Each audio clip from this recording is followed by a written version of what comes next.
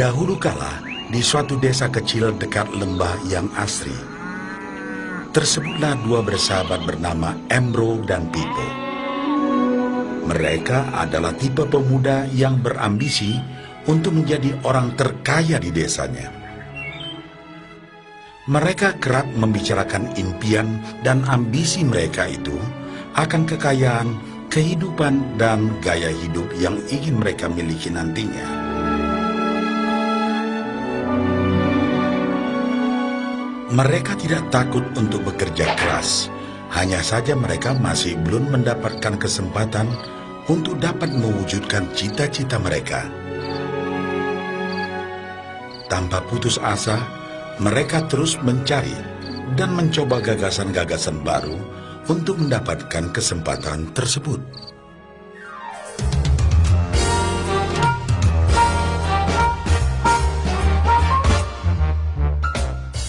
Hingga suatu hari, kesempatan itu pun datang. Desa mereka membutuhkan lebih banyak air. Oleh karena itu, kepala desa mempekerjakan Embro dan Pipo untuk mengambil air dari mata air di gunung untuk dibawa ke tempat penampungan di desa. Mereka akan dibayar sesuai dengan banyaknya air yang dapat mereka bawa. Maka mereka berdua pun menyambut dengan baik kesempatan ini. Embro dan Pipo pun segera melaksanakan pekerjaan tersebut dengan bersemangat. Setiap hari, sejak pagi hingga sore, mereka bergegas menuju mata air dengan membawa ember masing-masing. Mereka bekerja keras untuk membawa air sebanyak mungkin ke tempat penampungan air di desa.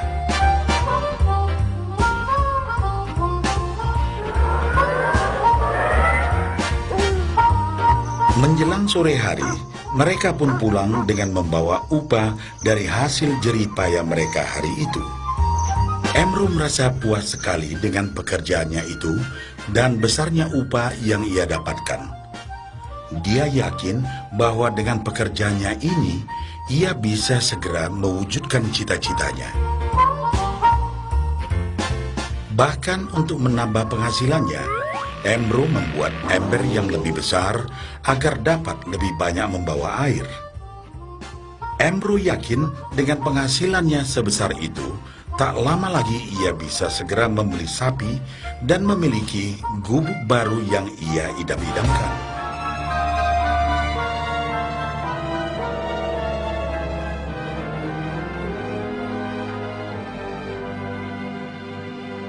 Lain halnya dengan Pipo. Dia merasa tidak nyaman dengan cara yang mereka lakukan itu. Ia mencari cara yang lebih nyaman untuk mendapatkan lebih banyak uang. Suatu hari, Pipo mendapat sebuah gagasan.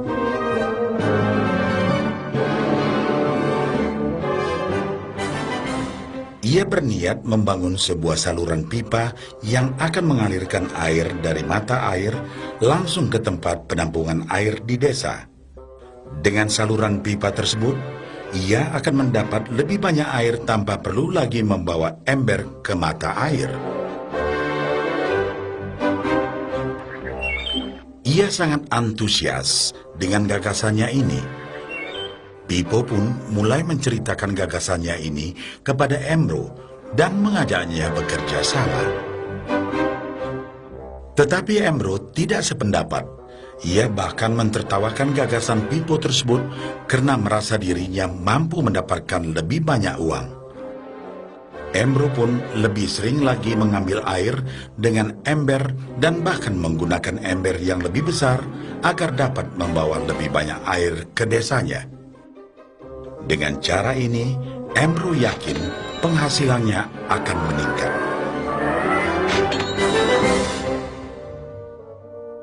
Pipo akhirnya memutuskan untuk mewujudkan sendiri gagasannya itu.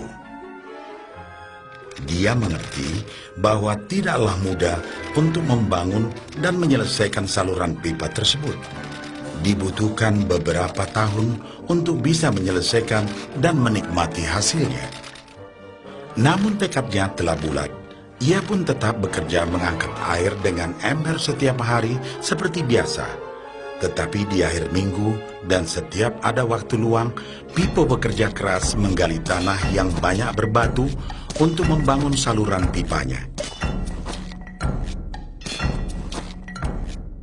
Pada bulan-bulan pertama, hasilnya hampir tidak kelihatan. Orang-orang desa mulai banyak mentertawakan dan mencemooh Pipo. Mereka menjulukinya Pipo si manusia saluran pipa.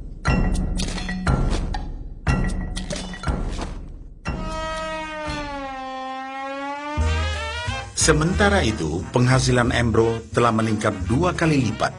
Ia sudah berhasil membeli sapi dan memiliki gubuk baru yang lebih besar.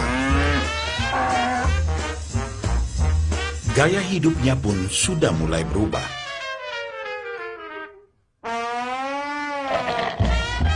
Ia sering menghabiskan waktu sepulang kerja di bar, menikmati hasil jerih payahnya mengangkat ember. Namun, tanpa disadari, badan Embro kini mulai jadi bungkuk karena begitu beratnya ia harus mengangkat ember besar setiap hari. Raut mukanya pun terlihat kelelahan.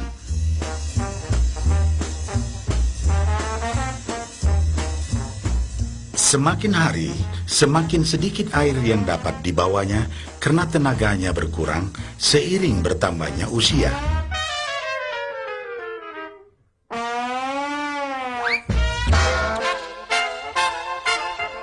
Bulan berganti bulan, tahun berganti tahun. Dan akhirnya, Pipo berhasil menyelesaikan saluran pipanya.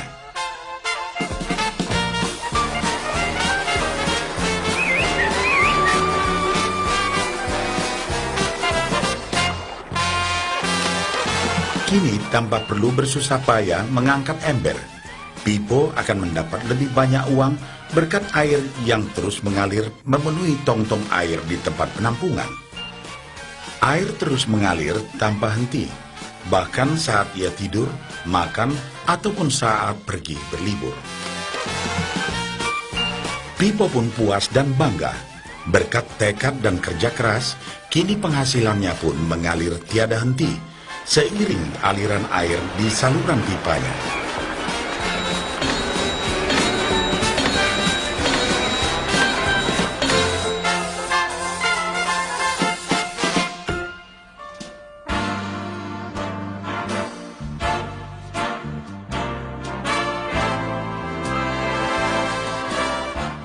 Setelah melihat cerita Embro dan Pipo, kita sadari bahwa cerita mereka menggambarkan kehidupan kita. Pekerjaan yang dilakukan mereka melambangkan apa yang dilakukan kebanyakan orang dalam mendapatkan penghasilan. Embro mendapatkan penghasilannya dengan cara menggunakan ember. Ia harus pulang pergi mengisi embernya dari mata air ke desa untuk ditukarkan dengan uang. Untuk meningkatkan penghasilan, yang dilakukan Embro adalah dengan cara lebih rajin pergi ke mata air dan juga memperbesar ukuran embernya.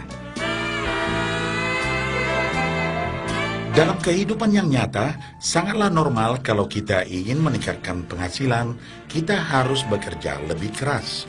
Misalnya, dengan bekerja lembur atau mungkin mendapatkan pekerjaan tambahan.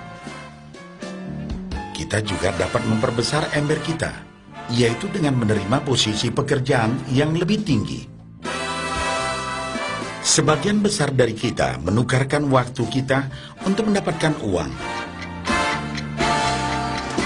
Seperti juga Embro, kita pun memiliki waktu yang terbatas untuk dibarterkan menjadi uang. Dan kita tahu, setiap orang hanya memiliki 24 jam per hari, dan tidaklah mungkin kalau kita membarterkan seluruh waktu kita untuk bekerja. Dan yang lebih sulit lagi, yaitu jika kita tak mampu lagi membarter waktu kita, karena alasan usia, kesehatan, ataupun alasan lainnya, sehingga penghasilan kita terhenti sama sekali. Tetapi coba perhatikan apa yang dilakukan Pipo. Secara bijaksana, Pipo tidak membarterkan seluruh waktunya hanya untuk mendapatkan penghasilan yang terbatas.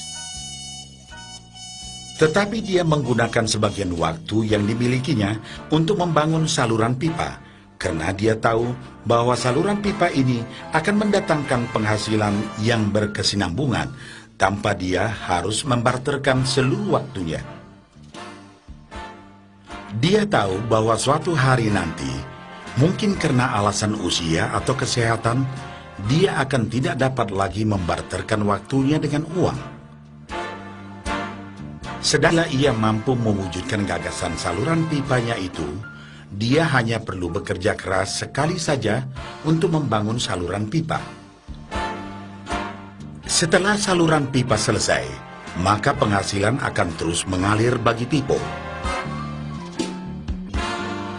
Pipo telah menunjukkan kepada kita bahwa untuk mendapatkan penghasilan, kita tidak selalu harus dengan cara barter waktu dengan uang.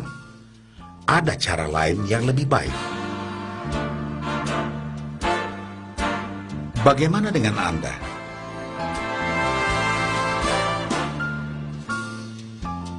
Apakah Anda masih seperti Embro yang membarterkan waktu Anda untuk mendapatkan penghasilan? Atau Anda ingin mengikuti jejak Pipo dengan mulai membangun saluran pipa untuk mendapatkan penghasilan yang berkesinambungan?